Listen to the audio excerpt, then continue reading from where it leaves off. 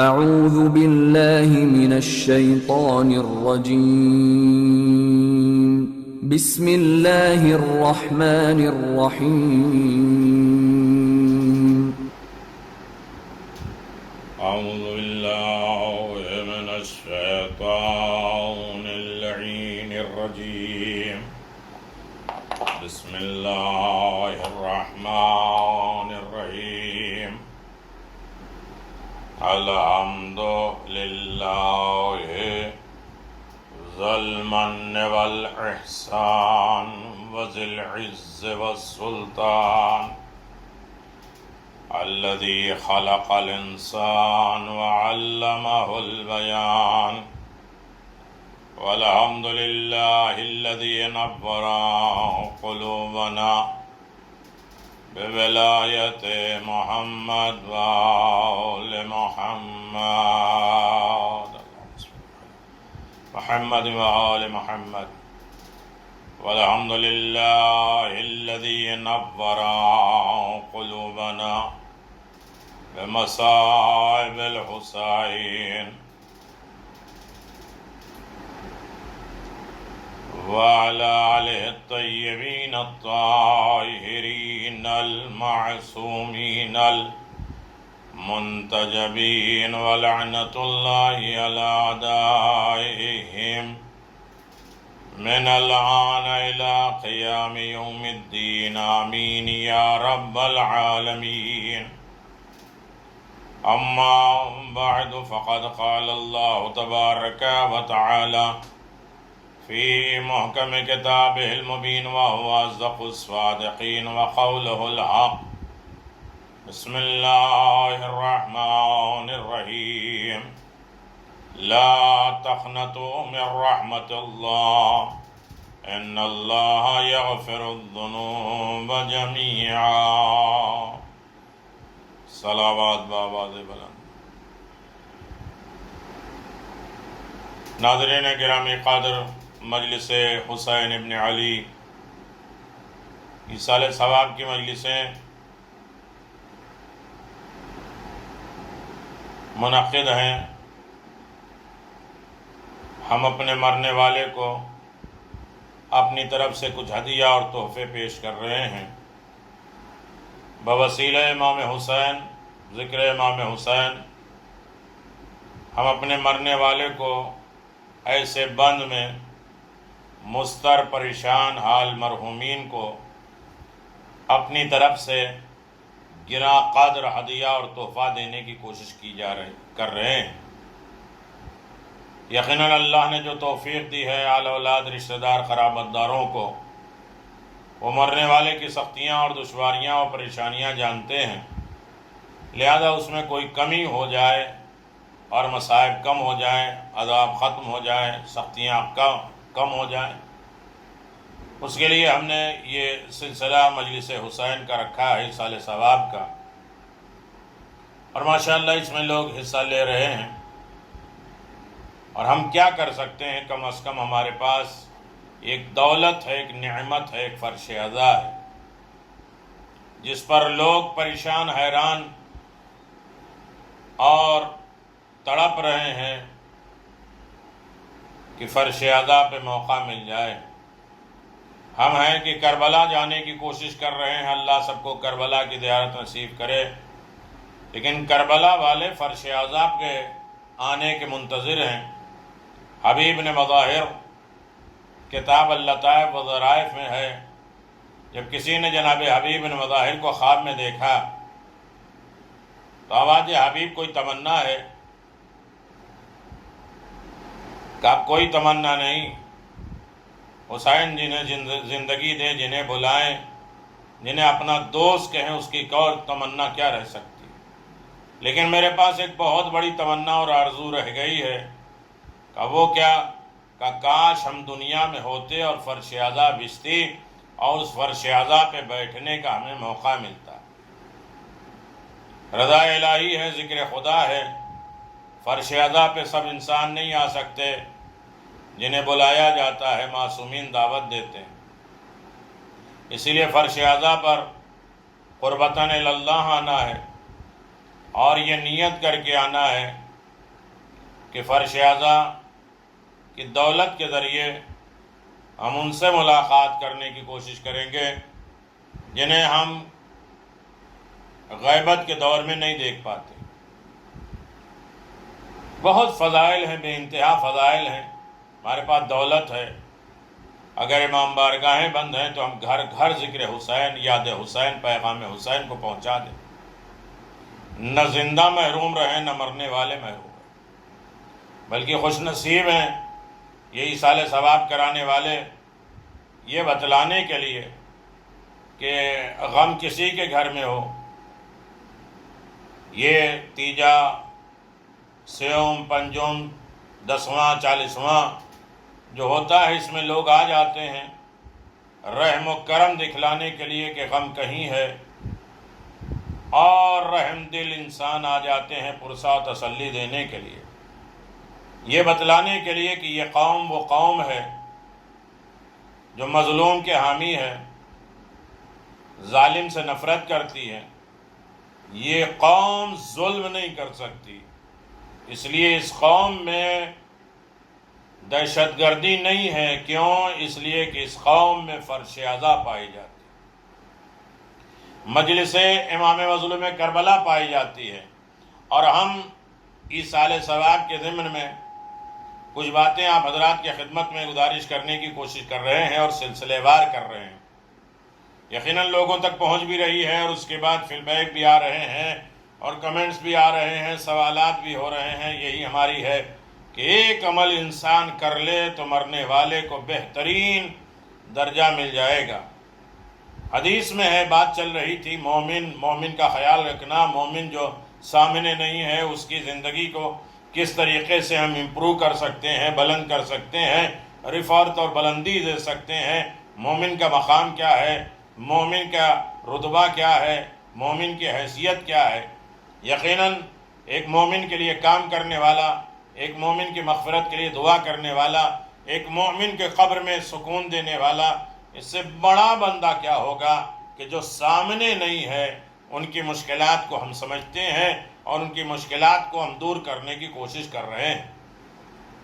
تو ایصال ثواب، لا تقنطوا من رحمت اللہ ان اللہ یغفر الذنوب جميعا، یہ اعلان پروردگار ہے کہ اللہ کی رحمت سے کبھی نا امید نہ ہو، اس لیے کہ نا امیدی کفر ہے، امید اسلام ہے، اور ہر عالم میں انسان پر امید رہے، اور یقیناً قبر والے بھی امید میں رہیں کہ میرا رشتہ دار ہے، میرے نقص، میرے عیب، میری کمیوں کو وہ رہ کر دور کر سکتا ہے، اور زندہ بھی اپنے ہاتھ کو نہ ملے کہ میں اپنے والدین، اپنے رشتہ دار، اپنے مرنے والے کی خدمت نہیں کر پائے، تو اب بھی موقع ہے، نا امیدی نہیں کرو، انہیں بھیجتے رہو، پہنچتا رہے گا، ہمارے ہاتھ سے نہیں پہنچے گا لیکن حسین کے دست مبارک سے تو پہنچے گا، اس لیے کہ حسین یہاں بھی بااختیار ہیں، حسین وہاں بھی بااختیار ہیں، قبر کے اس طرف بھی حسین کی چلتی ہے، قبر کے اس طرف بھی حسین ہی کی چلتی ہے، یہ زمین کے بھی مالک ہیں، آسمان کے بھی مالک ہیں، لہذا کبھی میں مومن کو فراموش نہ کرو،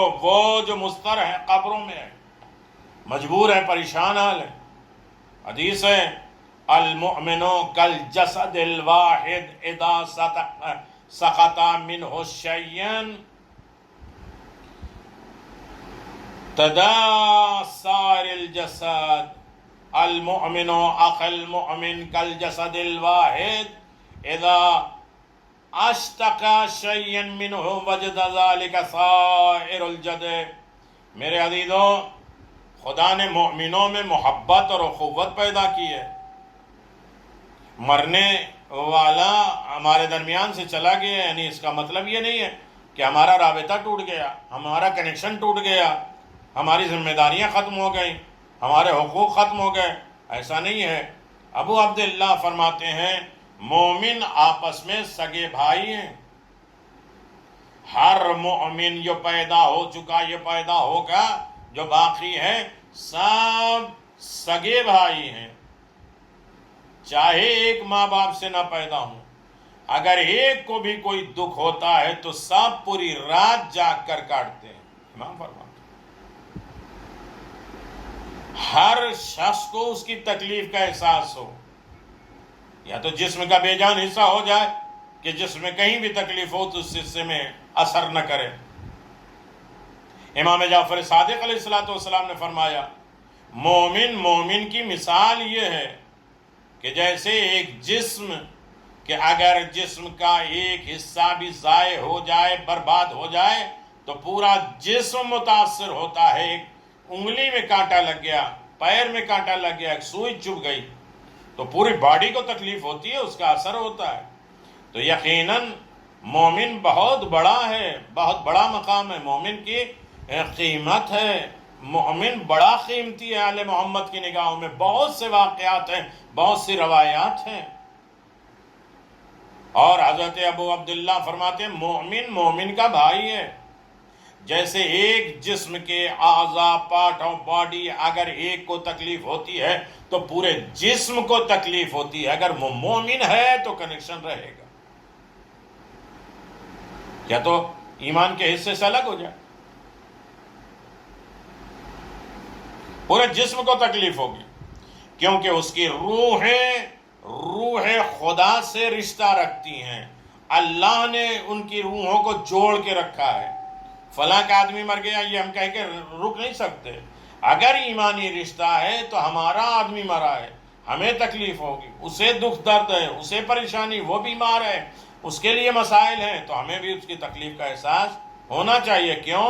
اس لیے کہ روح خدا سے رشتہ رکھتی ہیں، اور مومن کی روح کا تعلق روح الہی سے زیادہ ہے۔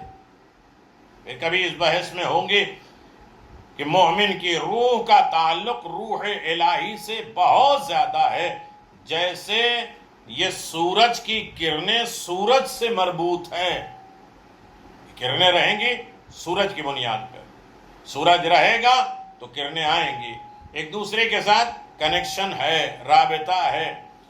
جناب جابر نے حضرت ابو عبداللہ کے سامنے ٹھنڈی سانس بھری، ٹھنڈی سانس لی، اور پھر کہا فرزند رسول کبھی کبھی مجھے کسی مصیبت کے بغیر یا سانحے کے بغیر غم محسوس ہونے لگتا۔ اچانک ہم بیٹھے ہیں اور ایسے ہی لگتا ہے کہ غمزدہ ہیں، کوئی پوچھتا کیا ہوا، چہرے اڑے ہیں، ہمیں محسوس نہیں ہوتا، کوئی مسائل نہیں ہے، پھر بھی ہمارا چہرہ اداس ہے، ہم گھبرائے ہوئے ہیں اور غم محسوس کر رہے ہیں، مصیبت محسوس کر رہے ہیں۔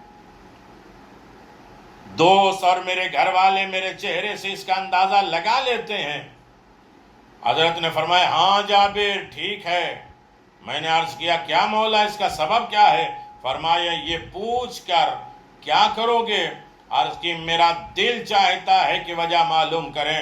فرمایا خدا نے مومن کو جنت کی مٹی سے پیدا کیا ہے، مومن کو جنت کی مٹی سے پیدا کیا ہے۔ ایک سلسلے وار ایصال ثواب کی مجلسیں چل رہی ہیں، لہذا اسی سلسلے اور سیریل وائز میں آپ کی خدمت میں گزارش کر رہا ہوں، 2-4 لوگ اس پر عمل کریں گے، یقیناً مرحومین کے درجات بلند ہوں گے، اور ان کے سلسلے ایصال ثواب اور خیر و برکت ان کے یہاں پہنچتے رہیں گے، اور گھر والے کی روزی برکت سکون اطمینان میں اضافہ ہوگا۔ مولا سبب کیا ہے؟ فرمایا خدا نے مومن کو جنت کی مٹی سے بنایا ہے، مٹی سے پیدا کیا ہے، ان کی روح میں جنت کی ہوا ملائی ہے۔ اللہ اکبر، ان کی روح میں جنت کی ہوا ملائی ہے، جبھی تو مومن کا حقیقی بھائی ہے۔ روحیں ایک ہیں، جنت کی مٹی ہے لیکن روح جنت میں روح ملائی ہے، ہوا ملا دی ہے۔ مومن دنیا کے کسی حصے میں ہو، اگر کسی روح کو صدمہ پہنچتا ہے تو اپنے اسی تعلق کی وجہ سے دوسرے روح غمگین ہو جاتی ہے، پریشان ہو جاتی ہے، غمزدہ ہو جاتی ہے، اسی رابطے اور اسی کنیکشن کی وجہ سے کہ جو ہمارے ہاتھ میں نہیں ہے، لیکن اللہ نے جنت اور روح کو ایک ساتھ رکھا ہے۔ لہذا مومن کا حقیقی بھائی ہے، کیونکہ خدا نے انہیں جنت کی مٹی سے پیدا کیا ہے اور جنت کی ہوا ان کے جسم میں رکھی ہے، جب ہی تو وہ مادری اور پدری بھائی ہیں۔ اللہ اکبر، بہت بڑی ذمہ داری ہے، بہت بڑے فضائل ہیں، بہت بڑا کمال ہے کہ سامنے جو مومن نہ ہو اس کا خیال رکھنا، اور خاص طریقے سے جو قبر میں پہنچ گیا ہے، جو مشکلات اور پریشانی میں ہے، خوش نصیب ہیں وہ لوگ جو آج ایصال ثواب کے ضمن میں بیٹھ کے مجلسیں سن رہے ہیں۔ تھوڑی دیر للہیت، مجلس کا کم از کم فائدہ ہی یہ ہے کہ جتنی دیر مجلس سنیں گے بہت سی برائیوں سے بچے رہیں گے۔ کچھ بھی کار اس کا ثواب کیا مرنے والے کو، مجلس منعقد اور کرنے والے کو اس کا اجر و ثواب ملے گا۔ ابو عبداللہ علیہ السلام نے فرمایا روحیں گروہ در گروہ ہیں، اور یہ ایک دوسرے کو یوں محسوس کرتی ہیں جیسے عمدہ نسل کے گھوڑے۔ اب اگر وہ پہچان لیتی ہیں تو مانوس ہو جاتی ہیں۔ روحیں ایک دوسرے کو پہچان لیتی ہیں، اس لیے کہ 24,000 سال تک مومن کی روحیں عالم ذر میں ایک ساتھ تھیں۔ ہم یہ کہتے ہیں ارے ایسا لگتا ہے کہیں دیکھا ہے آپ 24,000، وہ بھی یہ دنیا خلق نہیں ہوئی اس وقت، یہ ایک دن کا 50,000 سال کے برابر ساری روحوں کے ایک ساتھ رکھا۔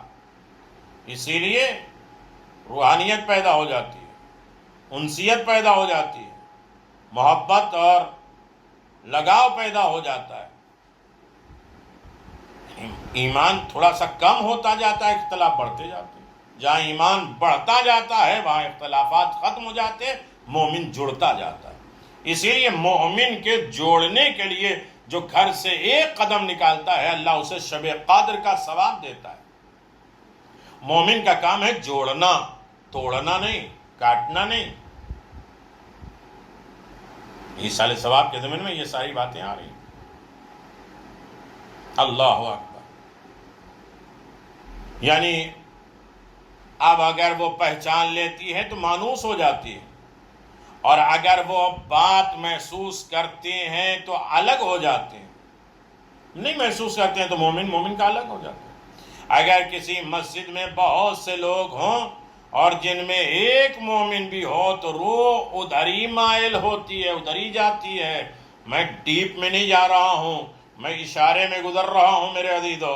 اگر مسجد میں ایک بھی سچا مومن ہے تو دل وہیں جاتا ہے۔ اگر ہمارے اندر اچھا ایمان ہے تو مومن کی طرف کھینچ کے جائے گا انسان، اور وہیں آ کے جا کے انسان بیٹھتا ہے، اس سے ہمدردی کرتا ہے، اس کے قریب جاتا ہے۔ بہت سی باتیں ہیں اس ضمن میں۔ ابو عبداللہ نے فرمایا نہیں، بخدا مومن اسی وقت مومن ہوگا جب وہ اپنے برادر ایمانی کے لیے جسم کے مانند ہو۔ یعنی ایمان کب ہوگا؟ جب ہم اپنے بھائی مومن کے لیے ہم جسم ایک جسم ہونے کے دعویٰ پیش کریں، برادر ایمانی کے ساتھ ایک جسم کی طرح سے اگر ہو جائیں تو ایمان ہے۔ اب ہم تول لیں کہ اگر ہمارے درمیان میں مومنوں کے درمیان میں اختلاف ہے، اس کا مطلب ہے کہیں نہ کہیں ایمان میں کمی ہے۔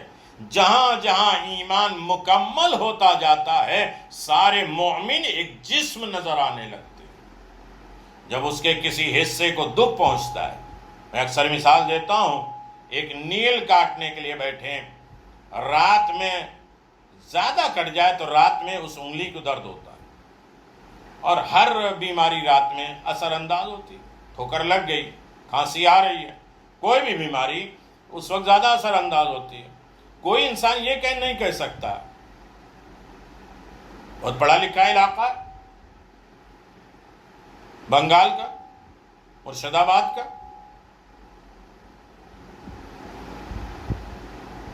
ابو الحسن صاحب کی طرف سے مجلس ہے، لیکن وہ یہ نہیں کہہ سکتے انگلی تجھے درد ہے تو جاگ مجھے سونے دے۔ اگر جسم سے وہ وابستہ ہے، کنیکشن میں ہے، تو پوری باڈی کو اس کو تکلیف کا احساس ہوگا۔ یا تو وہ جسم کا بے جان حصہ ہو جائے تو کسی کو کوئی تکلیف نہ ہو، تمام اعضاء بے قرار ہو جاتے ہیں، تمام پریشان اور مبتلا ہو جاتے ہیں۔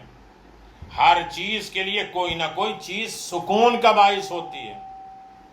اللہ اکبر۔ امام فرماتے ہیں ہر چیز کے لیے کوئی نہ کوئی چیز سکون کا باعث ہوتا ہے۔ مومن کے لیے سکون کا باعث اس کا ایمانی بھائی ہے۔ دولت، مال، شہرت یہ سکون کا ذریعہ نہیں ہے۔ مومن کے سکون کا ذریعہ مومن ہے، ایماندار بھائی ہے۔ قبروں میں رہنے والے تڑپ رہے ہیں، مومن میرے لیے کچھ بھیجے گا۔ نہ ہو کوئی رشتہ، کم از کم ایمانی رشتہ تو ہے۔ امام کہتے ہیں ایک جسم ایک جان، اس طرح جسم سر ہوتا ہے اسی طرح مومن ہوتا ہے، جس کے پاس بیٹھ کر اسے سکون ملتا ہے وہ مومن ہے۔ جو طائر کو اپنے ہم جنس کے پاس بیٹھتے ہیں، پرندے آ کے اپنے گول میں بیٹھتے ہیں، اپنے علاقے میں بیٹھتے ہیں، اپنے ہم جنس کے ساتھ بیٹھتے ہیں، اسی طرح مومن کو بھی سکون اپنے برادر مومن کے ساتھ بیٹھنے میں ہوتا ہے۔ اللہ اکبر۔ مومن کے آپس کے میل جول، حسن سلوک، ہمدردیوں میں جسم کے مانند ہے۔ جب ایک عضو کو دکھ ہوتا ہے تو تمام جسم بخار اور شب بیداری میں بسر کرتے ہیں، تمام جسم کو تکلیف ہوتی ہے۔ تو عزیزان محترم، یہ ہے کمال مومن کا، یہ ہے رتبہ مومن کا، جو امیر المؤمنین نے ہمیں ایمان کی دولت دی ہے، یہ بتلانے کے لیے کہ انسان مومن کے لیے کتنا کارگر ہوتا ہے، مومن کے لیے کتنا کام کرتا ہے۔ مومن زندہ ہے تو اس کے کام کتنا آتا ہے، مومن چلا گیا ہے تو اس کے کام کتنا آتا ہے۔ یہ تو پیمانہ ہے۔ اور ایسے دور میں، آج کے مشکلات دور میں، ہم کھا پی کے سو جائیں اور سکون کے ساتھ، ایسا نہیں ہے۔ ہمارا برادر مومن کس عالم میں ہے؟ قبر میں تنہائی میں رہنے والا بندہ کیسے ہے؟ اگر ان تمام چیزوں پہ ہم توجہ دینے لگے تو ہمارا ایمان بڑھے گا، ہمارا رتبہ بڑھے گا، اور آل محمد سے ہمارے روابط بڑھیں گے، قربت بڑھے گی اور محبت اور الفت پیدا ہوگی۔ کس بنیاد پر ہم اس سے محبت کرتے ہیں؟ یہ مومن ہے۔ اور مومن کون ہے؟ جس کا تعلق امیر المومنین سے ہو۔ یا علی حب کا ایمان و بغض کا کفر و نفاق، اے علی تمہاری محبت تو ایمان ہے اور تمہاری دشمنی بغض اور نفاق، شرک، کفر ہے تمہاری دشمنی۔ تو علی ابن ابی طالب علیہ السلام کی محبت ایک معیار ہے، جس کے دل میں آ جائے اسے ہمیں جوڑنا ہے۔ ہماری ذاتی دشمنیاں تو ہو سکتی ہیں، لیکن یہ ہے میرے مولا علی کا چاہنے والا، میرے حسین کا چاہنے والا، یہ عزادار ہے، لہذا میرا ہے۔ اگر یہ کیفیت پیدا ہو جائے تو سمجھو کہ ہمارے اندر ایمان آ چکا ہے۔ عزیزان محترم، مومن کا رتبہ بہت بلند ہے، مومن بہت قیمتی ہے۔ اندازہ آپ لگائیں، بہت قیمتی۔ امام جعفر صادق علیہ السلام ایک سفر پہ جا رہے ہیں، ایک جگہ قیام کرتے ہیں تو اپنے غلام سے کہتے ہیں، بہت مختصر، میں واقعہ پڑھنے کا عادی نہیں ہوں، مولانا فرمائے یہ بستی ہے، فلاں کام میرا کر کے آ جاؤ۔ وہ گیا اور کام کر کے آیا اور بتلانا بھول گیا، سو گیا۔ امام انتظار کرتے رہے، جب کافی دیر نہیں آیا تو اس کے خیمے میں گئے تو دیکھا سو رہا ہے۔ ہماری طرح اسے گالیاں نہیں دی، اسے ٹھوکر نہیں ماری، اسے حرام اور حلال کی باتیں نہیں سنائی کہ اس وقت نوکری پہ ہو اور میرے غلامی میں ہو، میرے انڈر میں ہو، میرے نوکر ہو، تم سو رہے ہو، میں انتظار کر رہا ہوں۔ لیکن شفیق امام، مہربان امام، آ کے کبھی اس کے پاؤں کو دباتے ہیں، کبھی اس کے اوپر پنکھا جلتے ہیں۔ جب اس کی آنکھ کھلی، مولا آپ میرے پاؤں کو دبا رہے، پنکھے جل رہے؟ مولا نے فرمایا کیا تو انسان نہیں ہے؟ تو نہیں تھکتا؟ تھک گیا۔ مولا مجھ سے گستاخی ہو گئی، مجھ سے غلطی ہو گئی، مجھے آ کے آپ کو بتانا چاہیے تھا، نہیں بتایا۔ کہا کوئی بات نہیں، یہ بتاؤ کام ہو گیا؟ کہا ہاں مولا ہو گیا۔ کہا اللہ اکبر۔ کہا ٹھیک ہے چلو کام ہو گیا، شکر پروردگار، شکر للہ۔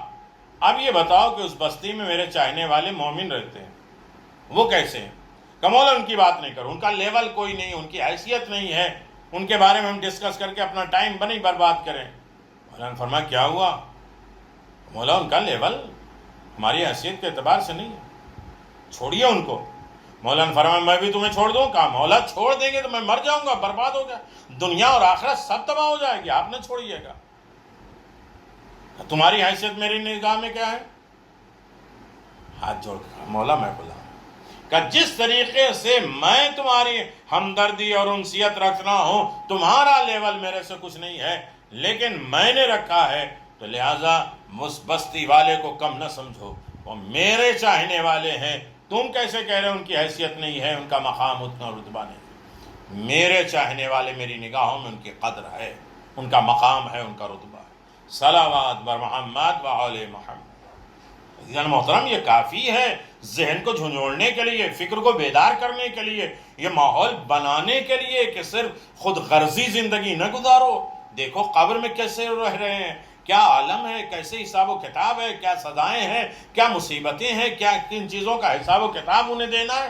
لہذا اب جو زندہ رشتہ دار ان کے لیے فرض ہے، واجب ہے کہ ان کے مدد کریں، انعامات کریں، کوشش کریں ان کے مصائب اور آلام کو دور کر سکیں۔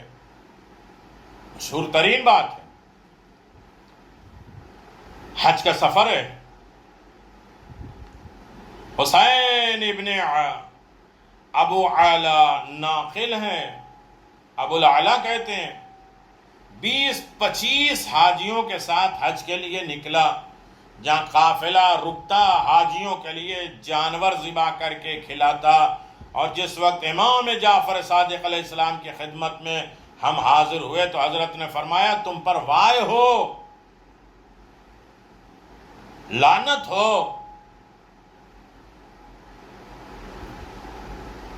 تم مومن کو ذلیل کرتے ہو۔ صلوات پڑھ دے محمد و آل محمد و عجل فرمائے۔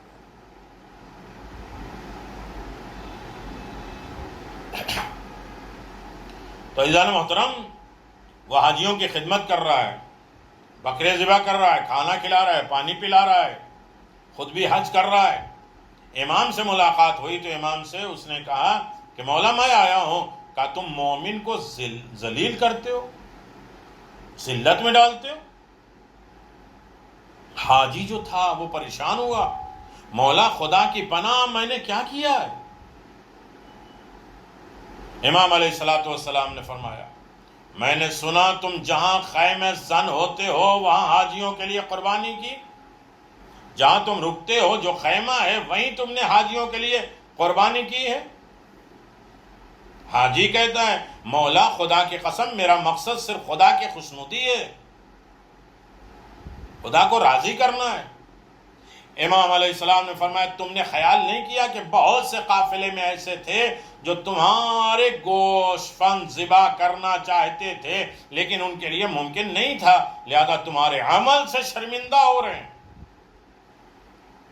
ہم ذرہ برابر، میں اپنی بات کہوں، ہم ذرہ برابر احساس نہیں کرتے کہ ہم اپنی مجلسوں میں یقیناً جتنا چاہے دل کھول کے خرچ کریں، لیکن دوسروں کے احساس کمتری کا ذریعہ نہ بنے۔ کہ مجلس اگر ہوگی تو اس کا مطلب یہ ہے کہ 1000-2000 لوگ کھائیں اور یہ اہتمام ہو اور وہ اہتمام ہو، وہاں سے آئے اور 10 ذاکر ہوں تاکہ لوگ دیکھیں کہ ہاں مجلس انہوں نے بات کہہ کر آیا، تو دوسرا بیچارہ مجلس کے لیے تیاری بھی نہیں ہوگا کہ اتنا خرچہ ہے۔ اگر کسی مومن کے کسی کام کے لیے شرمندگی اٹھانا پڑے تو اس نے مومن کو ذلیل کیا، رسوا کیا۔ ہم نے افطار پارٹی اتنی بڑی رکھ دی کہ اب دوسرا ہمت نہیں کرے گا، اور کیا میں نے شیرمال بانٹی اور کیا بریانی کھلائی اور کیا یہ کیا اور وہ کیا۔ دوسرا پریشان ہوا کہ تم وہاں ذبح کرتے تھے جہاں حاجی دیکھتے تھے، کیا ان کے دل میں شوق نہیں پیدا ہوتا تھا کہ وہ بھی بکرا ذبح کریں؟ لیکن ان کے پاس ممکن نہیں تھے، مال نہیں تھے، جائیداد نہیں تھے، لہذا یہ عمل سے تم نے ان کو شرمندہ کیا، شرمندہ یعنی ذلیل کیا۔ حاجی کہتا ہے فرزند رسول خدا کی رحمت اور برکت آپ کے اوپر اور آپ کی آل پر ہو، آئندہ ایسا کوئی کام نہیں کروں گا جو مومن کی حجو اور توہین اور شرمندگی کا سبب بنے۔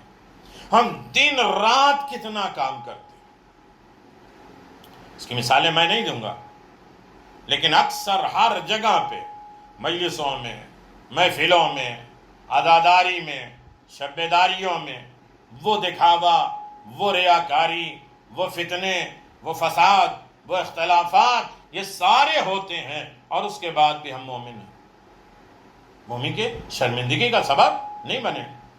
حاجی نے کہا کہ آئندہ ایسا کوئی کام نہیں کروں گا۔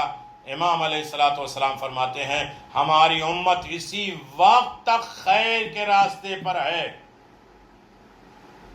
جب تک ایک دوسرے کو دوست رکھے، امانتوں کو واپس کرے، زکوٰۃ کو ادا کرے، ایسا نہیں کیا تو قحط اور خشکسالی میں مبتلا ہوگا، دولت ہوگی کھا نہیں پائے گا، بیماریوں میں جائے گا۔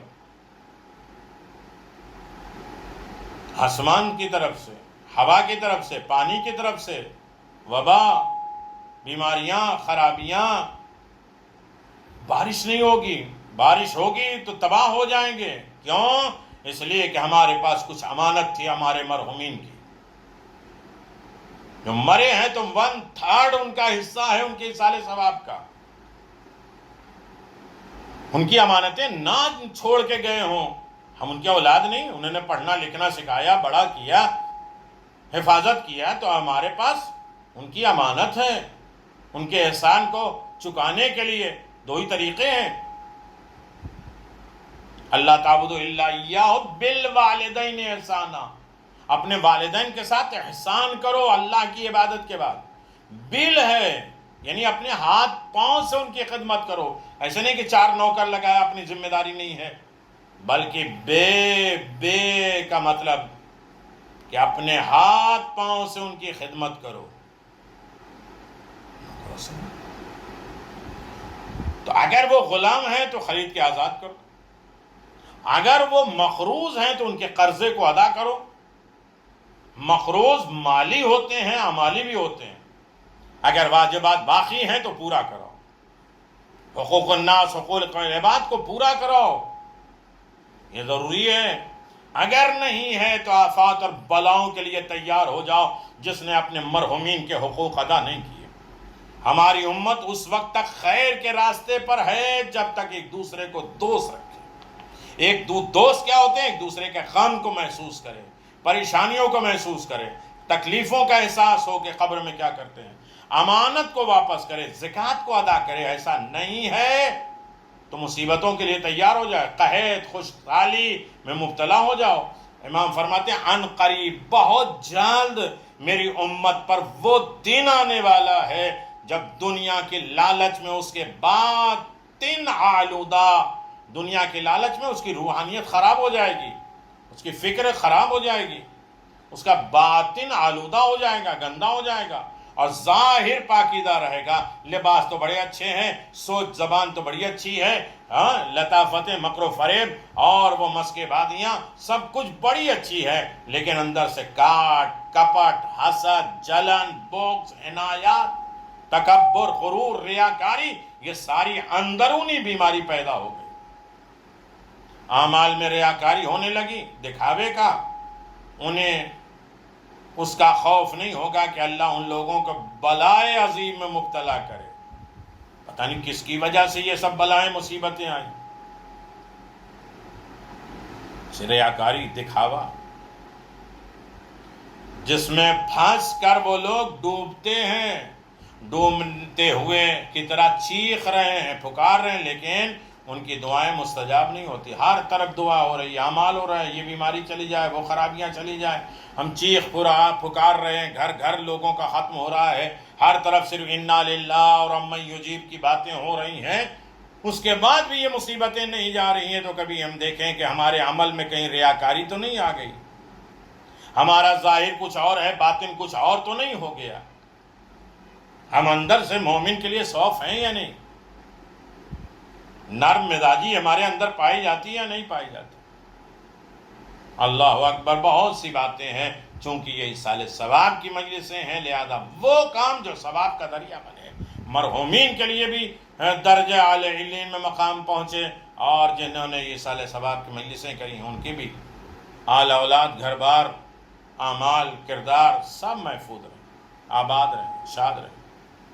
ابراہیم تمیمی کہتا ہے کہ حضرت امام جعفر صادق علیہ السلام مسجد الحرام میں مجھ پر ٹیک لگا کے بیٹھے ہوئے تکیا، مجھے مخاطب کیا، مجھے بلایا اور ارشاد فرمایا اگر کہو تو اس طواف کا اجر و ثواب میں بتاؤں،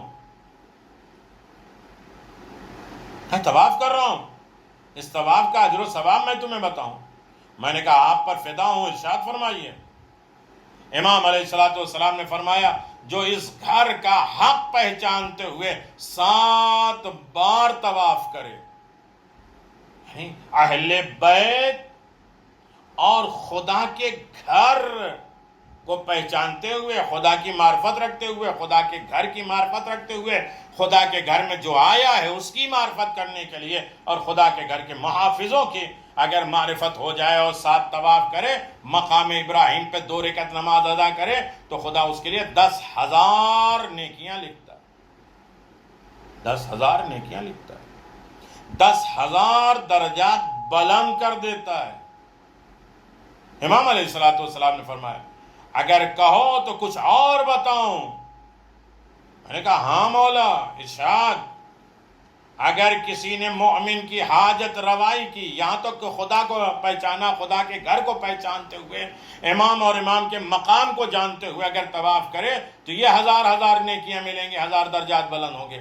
لیکن اگر کسی نے مومن کی حاجت روائی کر دی، مومن کی کوئی حاجت کو پورا کر دیا، گویا اس نے خانہ کعبہ کا طواف کیا. حاجت روائی 1-2 طواف نہیں، 10 طواف کے برابر ہے. ایک طرح طواف معرفت خدا میں کیا جائے تو 10,000 نیکیاں، 10,000 درجات. اور اگر مومن کی حاجت پوری کی جائے، وہ قبر میں مصیبت زدہ، وہ غریب، وہ فقیر، وہ مسکین، وہ بے سہارا لاوارث مومن، اس کی ہمدردی کر دی، اس کے کام آ گئے، تو یقیناً ایک طواف نہیں ہے بلکہ 10 طواف کے برابر اجر و ثواب ملتا ہے. اللہ اکبر. اللہم صلی علی محمد و آل محمد وعجل فرج آل محمد. اللہ اکبر. سنو، امام کہتے ہیں سنو، اگر کسی بندہ مومن نے کسی ایسے مومن سے سوال کیا جو اس کی حاجت پورا کر سکتا ہے، مرنے والے آتے ہیں، وہ الگ بات ہے کہ ہم آواز نہیں سن پاتے، لیکن اگر امام نے کہا تو ہمیں یقین تو کرنا ہے کہ مرنے والے اپنے زندوں کے پاس آتے ہیں، اپنے گھر والوں کے پاس آتے ہیں، مانگتے ہیں، سوال کرتے ہیں. اگر اس کی حاجت پورا کر سکتا ہے اور نہیں کیا تو خدا قبر میں اس پر ایک سانپ مسلط کرے گا. ہم دھکا دیتے ہیں معاف کرو فقیر کو، روزانہ ہماری دروازے پہ چلے آ رہے ہو. اللہ کا شرف ہے، امام کے مدد ہے، امام نے بھیجا ہوگا.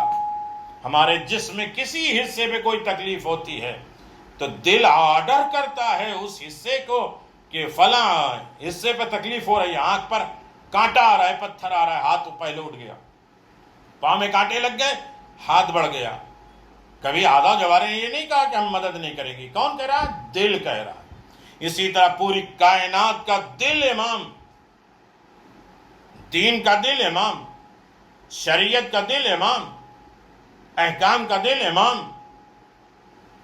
تو لہذا اگر کوئی ایک مومن کسی مومن کی مدد کرتا ہے تو یہ سوچ لے کہ وہ اپنی مرضی سے نہیں کر رہا ہے، امام کے آرڈر پہ کر رہا ہے. جیسے ہمارے دل ہمارے اعضاء کو ہلاتے ہیں، دل بول کہہ رہا ہے تو زبان چل رہی ہے، دل نے آرڈر دیا تو آنکھیں چل رہی ہیں، ہاتھ اٹھ رہے ہیں.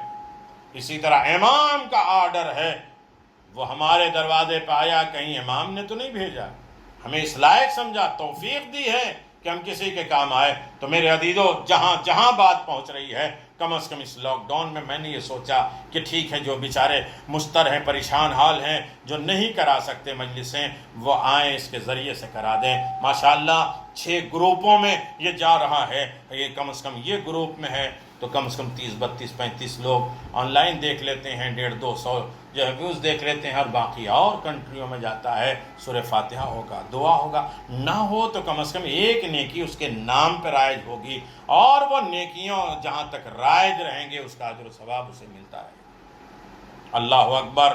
مومن بہت قیمتی ہے، مومن کی قیمت بہت عالی ہے. معصومین علیہ السلام نے فرمایا کہ مومن ہر عالم میں مومن بہت قیمتی ہے میرے نزدیک. ایمان بہت بڑا مقام ہے.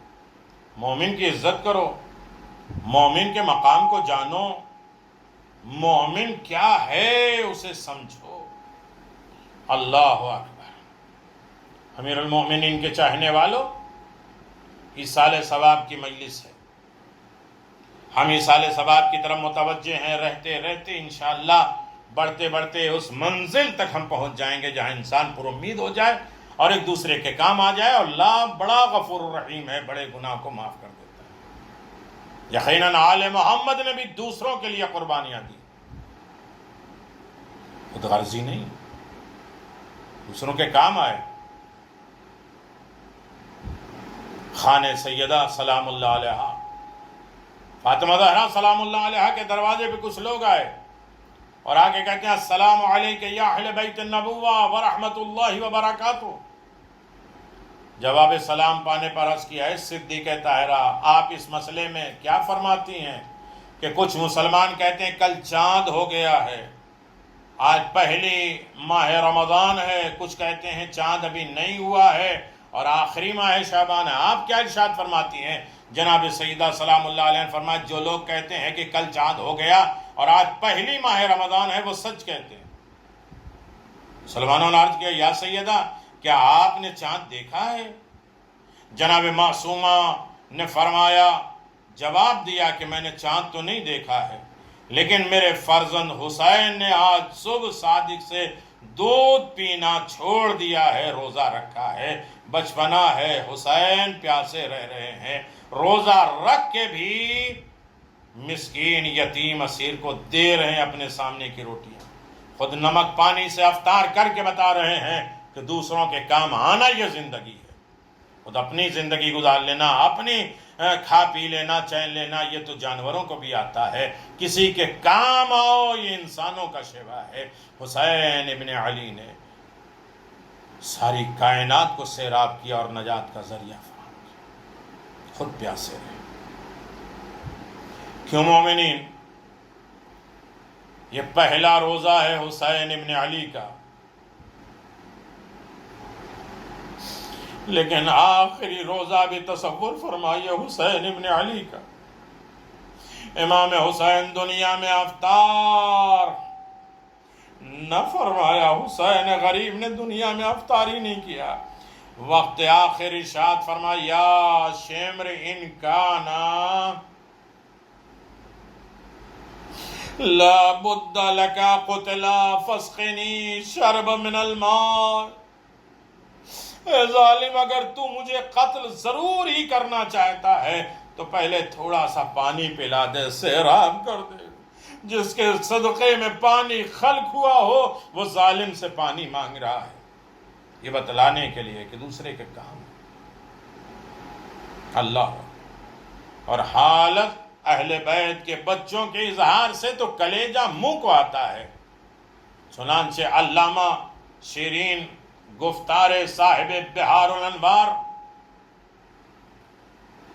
نقل کرتے ہیں، جب قضا آئے اہل حرم قریب، عورتیں کوفہ پہنچی ہیں، وہ سواریاں جس پر بے کجاوا اونٹ، سروں پہ چادر نہیں، یہ بیویاں جب کوفے میں پہنچی ہیں میرے عزیزو سن سکو گے، کسی مکان کے قریب پہنچی تو تماشا دیکھتی تھیں لوگ، اور عجب حالت زار اہل بیت کی تھی کہ جو ان عورتوں سے دیکھی نہیں گئی، سب رونے لگی۔ ہر ایک عورت ان اسیروں پر خرمے، روٹیوں کے ٹکڑے، اخروٹ کے دانے بطور صدقے کے پھینکنے لگی اور کہتی تھی لو اے بچوں ان کو کھا لو، دعا کرو کہ خدا تمہیں تمہاری طرح بچوں کو یتیم نہ کرے، بے وارث نہ کرے۔ اللہ اکبر۔ عزیزو، یہ حالت جناب ام کلثوم نے دیکھا، ان عورتوں سے بآواز بلند فرمایا اے اہل کوفہ، گو ہم اہل بیت رسالت قید میں ہیں، اس حالت خراب سے بازار میں پھرائے جا رہے، لیکن حق تعالی نے ہم اولاد رسول پہ صدقہ حرام کیا ہے۔ بس ان معظمہ نے وہ خرمے، روٹیاں، اخروٹ بچوں سے لے کر پھینک دیا، فرمایا اے اہل کوفہ، عجب ہے تمہارے مردوں نے ہمارے وارثوں کو قتل کیا، عورتیں ہمارے اس حال زار پر روتی ہیں۔ بس جب وہ روز آئے گا جب روز تمام قضائے عالم میں فیصلہ ہوگا، آسمان پہ فیصلہ ہوگا، اس وقت روز خداوند قہار درمیان ہمارے اور تمہارے حکم و خدا کرے گا۔ اور مومنین، اس روایت سے معلوم ہوتا ہے کہ بچے بے حد بھوکے تھے، مضطر تھے اور جاں بلب تھے، کیونکہ یہ حال نہ تھا۔ آدھا نے ان کی تشنہ لبوں پر 7ویں محرم سے پانی بند کر دیا تھا۔ آئے ننھے ننھے بچے روز عاشورہ چھوٹے چھوٹے کوزے ہاتھ میں لے کر امام حسین کے دامن سے لپٹ کر، کوئی کہتا چچا عباس ہلاک کیے دیتی ہے پیاس، کوئی کہتا ہے اے بابا پیاس مارے ڈال رہی ہے، لیکن حسین سر جھکائے ہیں، آواز دیتے بھیا عباس ارے بچوں کے پانی کا اہتمام کرو۔ کبھی جناب عباس کنواں کھودتے ہیں، کبھی میدان میں جاتے ہیں، عباس زخمی ہوتے ہیں، اور اس کے بعد ظالم نے سر پہ گرد مارا۔ ابو الفضل عباس گھوڑے سے زمین پر آئے، ظالموں نے بازو بھی قلم کر دیا، عباس کا لاشا بھی خیمے تک نہیں پہنچا۔ یہ ظلم ہے دوسروں کی پیاس بجھانے کے لیے۔ جناب عباس نے اور خود جناب ام البنین نے اپنے 4 بیٹوں کو قربان کر دیا، اور جناب عباس نے اپنی اولاد کو قربان کر دیا یہ حسین کی نصرت اور مدد کے لیے۔ تو ہمیں بھی مومن کی مدد اور نصرت کے لیے تیار ہونا چاہیے۔ الا لعنت اللہ علی قوم الظالمین سیعلم الذین ظلموا ای منقلب ینقلبون انا للہ و انا الیہ راجعون۔ پروردگار ہماری اس قلیل سی عبادت کو قبول فرما، اسے قلیل نہیں بلکہ کثیر میں شمار فرما، اسے احسن جزا کے ساتھ مشہور فرما، ہمیں تمام فتنے آفات اور بلاؤں سے محفوظ فرما۔ مومن کی طرف سے ان کے مرحومین کی اصال ثواب کی مجلس سے پروردگار ان کے درجات کو بلند فرما، ان کے واجبات کو ادا کرنے، انہیں حقوق الناس حقوق العباد کو درگزر فرما، معاف کرنا، ان کی قبروں کو روشن فرما اور ان کے حساب و کتاب کو آسان فرما، جوار معصومین میں جگہ عنایت فرما، اور جن کے طرف سے یہ مجلس ہے پروردگار ان کے گھر کو آباد و شاد فرما، سکون اطمینان کی زندگی مرافت فرما، ہر بیماری ہر دکھ درد عارضی سماوی تمام تکالیفوں سے انہیں نجات عطا فرما، زیارت عام معصومین کی دولت عنایت فرما، کربلا جانے کی توفیق عطا فرما، حسین کے محبوں میں ہمارا شمار فرما، امام زمان کے ظہور میں تعجیل فرما، مومن کو ہر طریقے سے حفظ و امان فرما۔ آپ حضرات کی گزارش ہے 1 مرتبہ سورہ حمد اور 3 مرتبہ سورہ اخلاص کی تلاوت کر کے مرحوم سید ہادی حسین رضوی ابن سید مہدی حسین رضوی کی روح مقدس کے لیے سورہ مبارکۃ الفاتحہ دعا کریں، ان کے درجات بلند ہوں، ان کے اوپر رحمت ہو، اور انہیں محسوس ہو کہ ہمارے گھر والوں نے آج مجھے بہترین تحفہ بھیجا ہے، تو پورے قبرستان کو تھالے بنا کے سجا کے دکھائیں گے کہ میری اولاد میرے رشتہ دار نے مجھے یہ تحفہ دیا ہے کہ صرف میری قبر کی روشن کا ذریعہ نہیں، پورے قبرستان کو معاف کرنے کا وسیلہ ہے۔ اگر اس تقریر میں کسی نے کوئی عمل کر لیا ہے تو نسلیں آباد ہوں گی، درجات بلند ہوں گے۔ وآخر دعوانا الحمدللہ رب العالمین۔ سورہ مبارکۃ الفاتحہ۔ بسم اللہ الرحمن الرحیم۔ الحمدللہ رب العالمین مالک یوم الدین۔ صراط الذین انعمت علیہم غیر المغضوب علیہم۔ بسم اللہ الرحمن الرحیم۔ قل هو اللہ احد ولم یولد ولم یکن